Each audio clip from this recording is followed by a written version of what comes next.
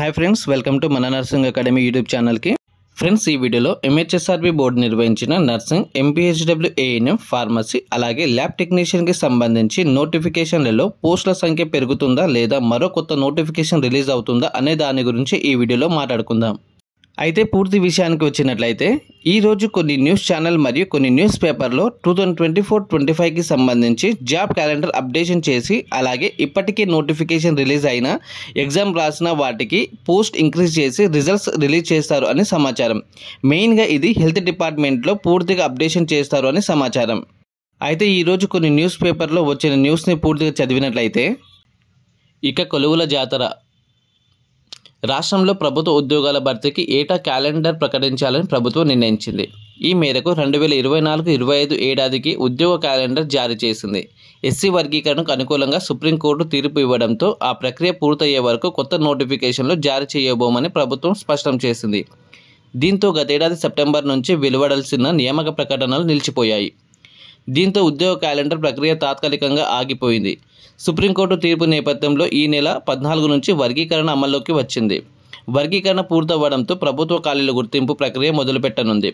2-3 రోజుల్లో వివిధ విభాగాల అధికారులు సమావేశమై ఉద్యోగ ఖాళీలు గుర్తించనున్నారు. కనీసం 20,000 ఉద్యోగాలు భర్తీ చేయాలన్న లక్ష్యంతో ప్రభుత్వం ఉంది. ఆర్టీసీ, వైద్య విభాగాల పరిధిలోని దాదాపు 10,000 వరకు పోస్టులు ఉంటాయని అంచనా. వైద్య ఆరోగ్య శాఖలో ల్యాబ్ టెక్నీషియన్లు, స్టాఫ్ నర్సులు, ఫార్మసిస్టులు కలిపి దాదాపు 5,000 ఖాళీలు ఉన్నాయి. ఈ నేపథ్యంలో 2024 ఆగస్టు నుంచి కొత్త నోటిఫికేషన్లు జారీ కాలేదు. అంటే 2024 సెప్టెంబర్ నుంచి షెడ్యూల్ చేసిన నోటిఫికేషన్ అన్నీ ఆగిపోయాయి. ప్రతి పరీక్ష నిర్వహణకు అటు ఆల్ ఇండియాతో పాటు ఇతర పరీక్షలన్నింటినీ పరిగణలోకి తీసుకొని షెడ్యూల్ చేయాల్సి ఉంటుంది. పైగా 7-8 నెలల కాలంలో కొన్ని శాఖల్లో రిటైర్మెంట్ పెరిగాయి. దీంతో మరోసారి ఖాళీల సంఖ్య తీసుకొని అప్డేట్గా నోటిఫికేషన్ రిలీజ్ చేసే అంశాన్ని కూడా ప్రభుత్వం పరిశీలిస్తున్నది. ఈ నెలాఖరులోగా 2 నోటిఫికేషన్స్, మహిళా శిశు సంక్షేమ శాఖల్లో 14,236 అంగన్వాడీ, హెల్త్ డిపార్ట్మెంట్లో 4,000కు పైగా పోస్టులకు నోటిఫికేషన్లు ఈ నెలాఖరులోగా రిలీజ్ చేయాలని ప్రభుత్వం ప్లాన్ చేస్తున్నది. ఆర్టీసీలో 3,000 పోస్టులకు పైగా భర్తీ ప్రభుత్వ అనుమతి వచ్చినట్లు ఆర్టీసీ ఎండీ సజ్జనర్ వెల్లడించారు. కాగా మిగిలిన శాఖల నుంచి ఖాళీలపై స్పష్టత రావాల్సి ఉంది.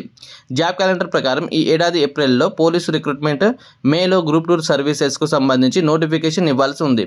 గ్రూప్ 3 నోటిఫికేషన్ కూడా జూలైలో రావాల్సి ఉన్నది. ఫిబ్రవరిలో forest bit officer notification schedule చేయగా ఎస్సీ వర్గీకరణ కోసం నిలిపేశారు. గురుకుల ఉద్యోగాలు, సింగరేణి క్యాలరీస్, ఇంజనీరింగ్ పోస్టుల నోటిఫికేషన్లు కూడా నిలిచిపోయాయి.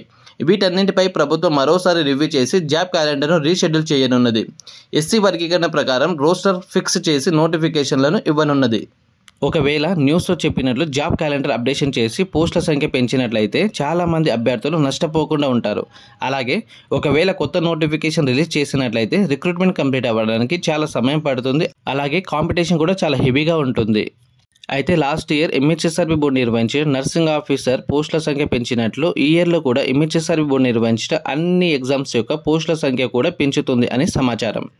అయితే ఏది ఏమైనా ఎంహెచ్ఎస్ఆర్బి బోర్డు నుంచి మరో 15 రోజుల్లో రిజల్ట్స్ అనౌన్స్మెంట్ ఉంటుంది అని కూడా మనకు సమాచారం ఉంది.